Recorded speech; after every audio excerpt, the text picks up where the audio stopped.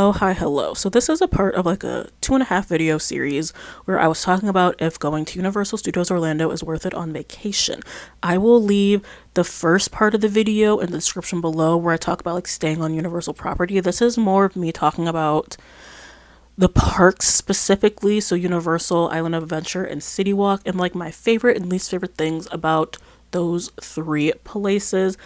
The I was gonna add this into the other video, but it was like entirely too long. It's like, yeah, best and worst for each.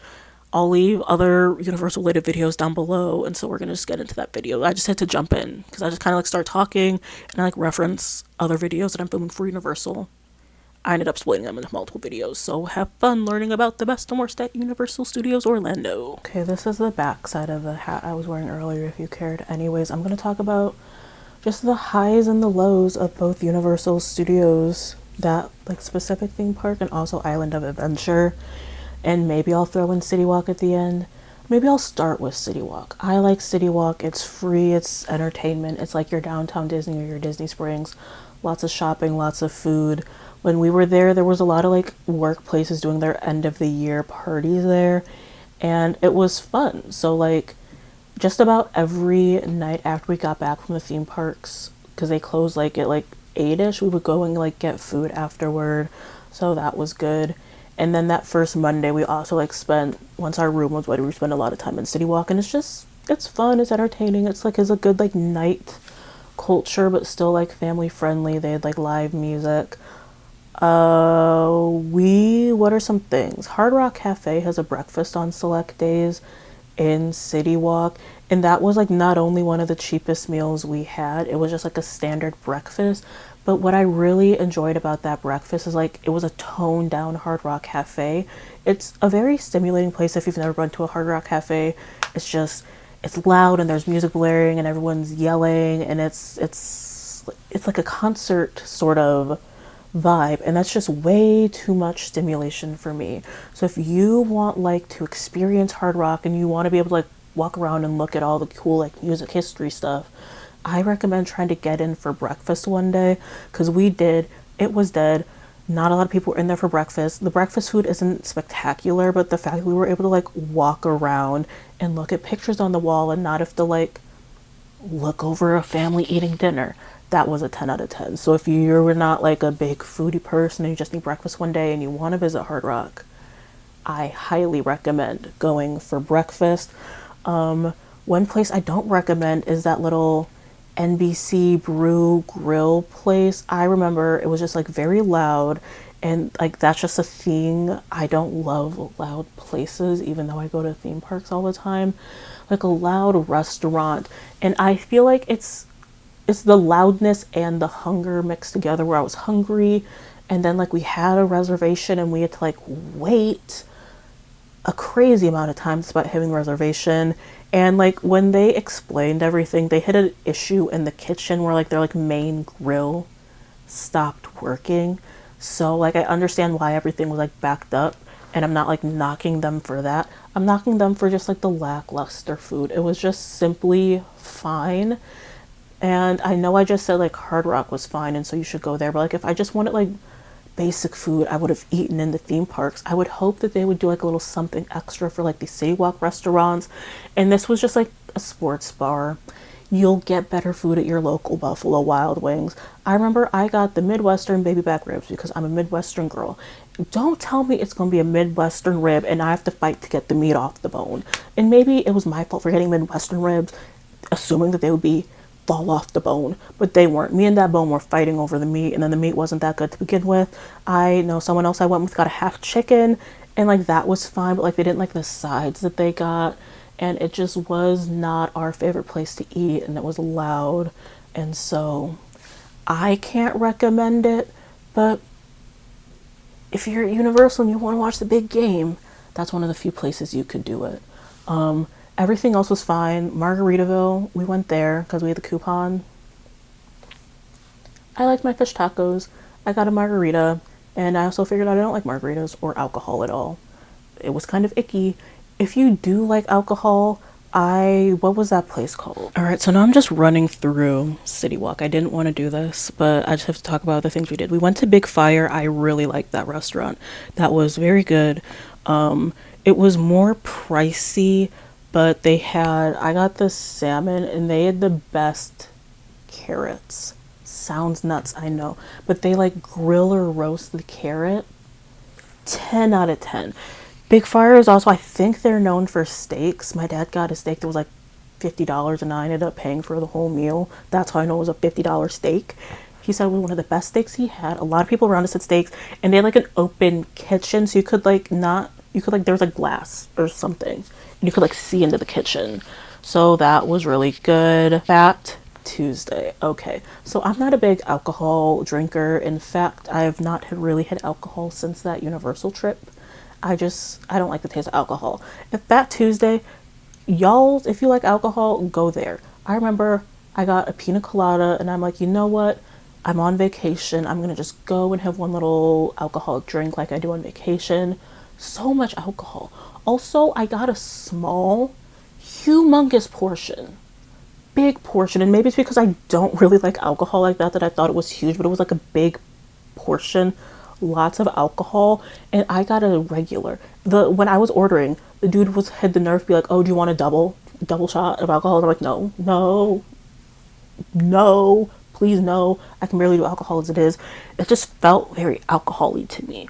I don't know if that's like a Fat Tuesday thing or if the bartender was just, he knew that it wouldn't take a lot to like get me a little confused, but there was a lot and I liked that it was frozen. I just think it was a very big portion and I didn't even get like a fun like souvenir sip or anything. It was just like a very big pina colada, and like the coconutty part was good.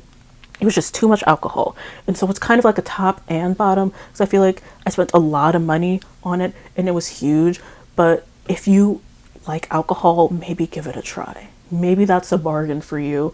And then watch, someone's gonna go and they're gonna be like, they barely put any alcohol in this. Okay, I don't drink that much. Yeah, we went to Margaritaville, like I said. I'm just looking at a list over here. They have a Moe's. We didn't go to Moe's, but they took away the Moe's in my area. Bring back Moe's. Bring it back to my hometown, please and thank you. Yeah, the Embassy Sports Grill and Bar, did not like. They also had that Twosome Chocolate Emporium. We tried like 3 times to just like go and eat, and every time they're like, oh, it's going to be a 3-hour wait.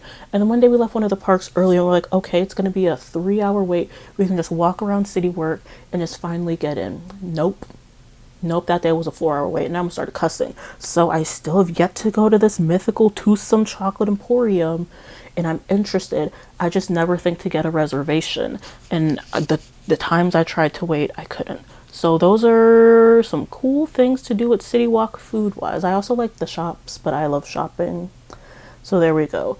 I'm gonna start with Universal, the theme park. Now we're gonna get into my tops and bottoms for the Universal theme park. I guess we can like rotate in. We're gonna start with something bad. The butterbeer is more expensive in Diagon Alley than it was at Hogwarts in Islands of Adventure.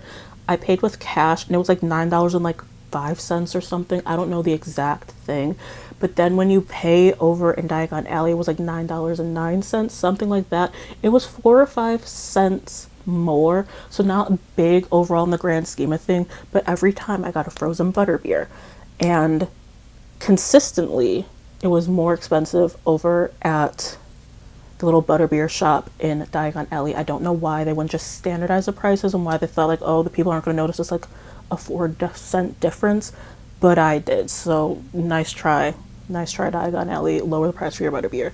Then another good thing, Revenge of the Mummy. It's such a fun ride, and I just love how Universal, and I know a lot of people don't like this about Universal, but I kind of love how they have like older movies that they're focused on, and I know they just got rid of like Jaws and Back to the Future and all that, but they still like kind of have those represented in the park.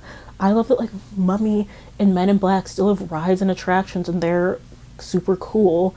And yeah, I just really love Revenge of the Mummy in particular. It's like, that's like a coaster I can do. I don't need like a drop. I don't need a drop from the height of a mountain. That's why I didn't go on Velocicoaster. Like Revenge of the Mummy, you're going and it's like, you're in a show and it's fun and it's fast, I can do a coaster like that. So that was good. Something that wasn't good was Minions Villain Blast. That was a waste of resources. Universal did not hit the mark with that ride. If you don't know what it is, you're just like standing on this, like, I don't know what it's like, a little moving stairway, and you shoot at villains on a screen, and it's a waste of time and resources. I didn't see a single person like smiling afterwards. There were some like little kids, I didn't hear any of them say they want to get back in line or it was great. You kind of just, it was like a one and done. Oh, I did it, I got my little express entry. I wouldn't wait a regular line for that. I wouldn't redo it for express. I think there's better uses for that space. I'm not saying you should like put Shrek back in there, but that was so much better than this Villain Blast. Couldn't do Villain Blast. I loved one thing at Universal, I noticed is like the more like spontaneous shows, and I know that's not the correct word, but you don't necessarily have to go into like a theater and sit down and like queue like an hour before the show starts. They had like the Blues Brothers walking around and performing, and just different like non-show, non-parade performers just out like singing and dancing, and I thought that was really cool, and I like that you don't just like necessarily have to like go sit down in a show and like take like 30 minutes out of your day. Sometimes just eating, and then like randomly, I don't even know what they were called, but they looked like they were like a bunch of construction workers, and then they started like beatboxing and doing like percussion stuff. So it's like, it's a nice little something like that. One thing I did not like was waiting for the Simpsons ride. The Simpsons ride at Universal is great, and I like it, and I need Universal to hang on, because I feel like now that Disney owns like Fox, like Disney would not do a single thing with the Simpsons. That's another video. But I really like the ride, but even with the Express, that was consistently the longest line. It was like 20 or 30 minutes, which doesn't sound bad, I know, but like, I feel like it's because they just didn't have a lot of the rooms open. So if you don't know, like the Simpsons ride, you'll like you're going through Krusty Land, and like they'll ask like how many in your party, and you go into these little like stalls. Like I feel like I'm like a horse in a little stall, and then that'll like guide you to a room, your room 4, your room 8, your room 1, whatever. And then from there you have the pre-show and the ride. And I feel like they only had like 1 or 2 of those rooms open that you could go into. So we were just waiting the duration of the Simpsons ride, sometimes multiple times, in order to get on the ride. And I just don't know if it's a capacity thing, or like if the park is only at a certain capacity, we can only have like 2 rides open. But there were lines. We were just standing and waiting, and since we had Express, we could just walk right through, but like the regular queue was like stopped for a while because they only like 2 of the rides operating. So I don't know how they determine how many of those rooms should be open, but there should have been more. We were constantly waiting for that ride both days. So there we go. Another thing I really liked at Universal was a lot of like more like free roaming characters walking around. I don't know if that makes sense, but you would kind of just have like Scooby and the gang. I got a picture of Scooby and the gang, and they kind of just like walked out and they were there.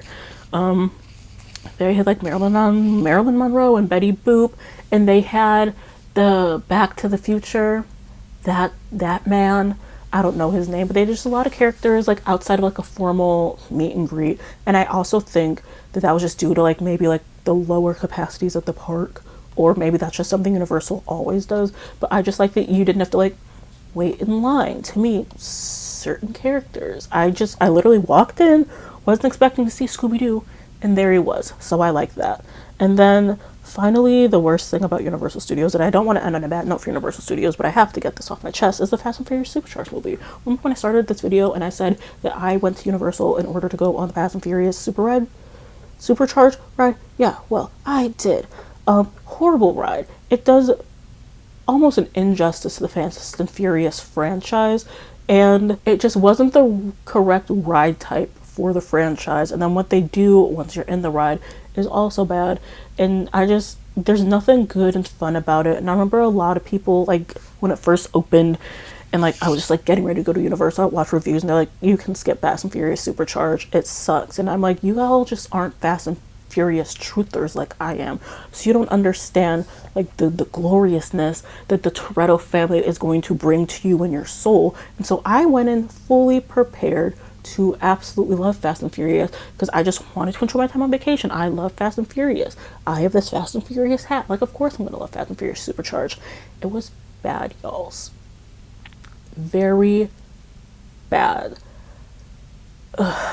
So the whole concept is that, okay, no, before we get into the concept, can we agree that with Fast and Furious, we like cars that go fast? Very expensive cars, they go fast, you're racing, you're part of the Toretto family just outrunning the bad guys. Okay, there's like 9-10 movies, you can boil them all down to that for the most part. Why on this ride am I on a party bus after the big chase? Because I understand that they party. I see it. But that's not what we know and love about Fast and Furious. We love the fast cars. The fast cars. This was not a super fast ride. It's the same ride type as the King Kong ride. I'm not like a ride engineer. I don't know what it's called. But you're not on a coaster. You're just in this bus and it just goes through these different scenes and you like look and then like, oh, there's Dom. There's Han. Maybe I was Han in it. I don't think Jacob Toretto was in it. And it's just like, what are we doing? Letty girl, come save us. Like, what's going on? And then you know Fast and Furious for the cars, but they put us on a bus. And you also know like the high-speed chases, and they try to do a high-speed chase. But if it was more, and I don't know, if it was a coaster, I'm pretty sure California's getting coaster, that makes sense. You're going fast cars. If it was like a test track ride vehicle type, where you're doing all this stuff and then you're going to the part into that last minute you're going to chase and that's when you do like you're going like real fast or whatever, that makes more sense with Fast and Furious. The bus doesn't make sense. I don't like it. I don't want to talk for like 20 minutes about why I hate the ride, but I could go scene by scene. Also, the pre-show into why I didn't like it, all I think is that was a very big miss for Universal. And when you go through the exit, at the exit store, they have cars. Like nice fancy cars like you expect from Fast and Furious. Why could we not have those on the ride? Send us into space. Ludacris and Tyrese going into space in like a Pontiac with like a makeshift engine on the back has more cinematic relevance than the party scenes from Fast and Furious. So just send us into space.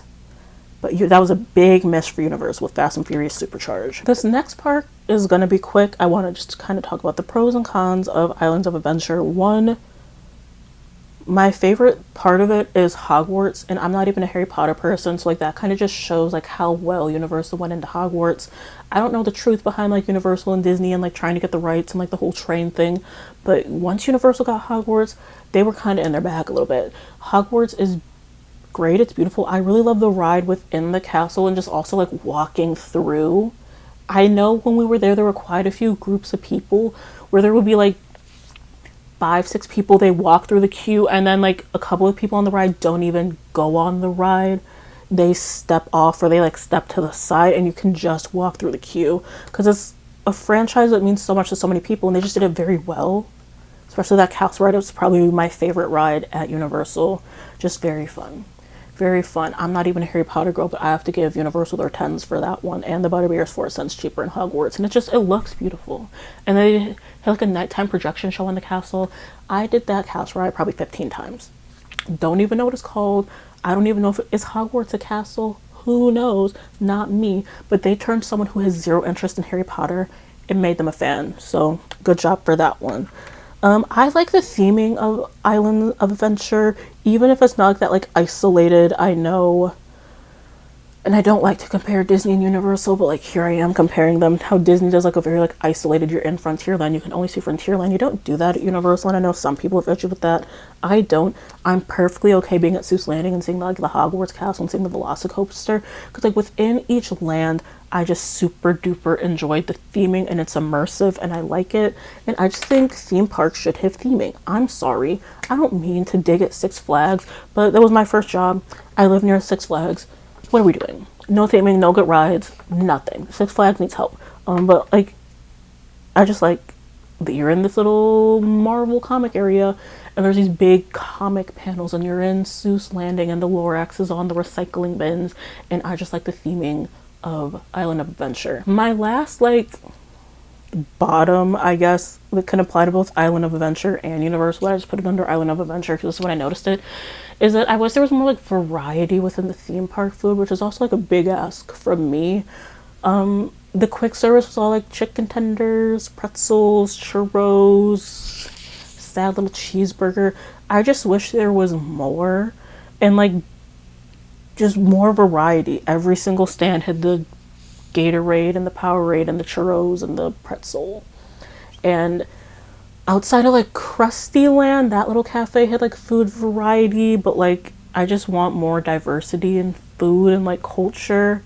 And maybe you'll get that with like the sit down restaurants, but like even with like the quick service. A burger at every place, we can do more at every stand. Do we have to have churros and pretzels at every stand? Like I know that they sell, but can we do like can we do like fun stuff? Fun stuff. Can we get more like street food for like snack options? I just want them to expand their dining within the theme park. And then the final thing I want to say that's good about Island of Adventure is I like their appreciation for like their older cartoons. I know that they had that whole like Woody Woodpecker area back in the day that they got rid of, but like it's kind of back. And I know that it's just the people that watched all those old cartoons are dying, and it's not a thing. And do the kids have Boomerang? Because like that's how I knew who a bunch of these like characters were, was through watching Boomerang. I don't think the kids have Boomerang. Do the kids know who Popeye and Olive Oyl are? Barely, but I just like it, and I can foresee them like redoing their whole like old cartoon areas. But if we can just keep a little bit of it, I would love it. Keep a little bit, just a store, and they just play old cartoons, and it's beautiful, and you have like Popeye and like Betty Boop and like Olive Oyl and like Felix the Cat. Keep all the old cartoons. There's like a nostalgia thing that Universal has that I feel like they're not playing into enough. But anyways, those were my tops and bottoms for Island of Adventure, City Walk, and Universal Studios.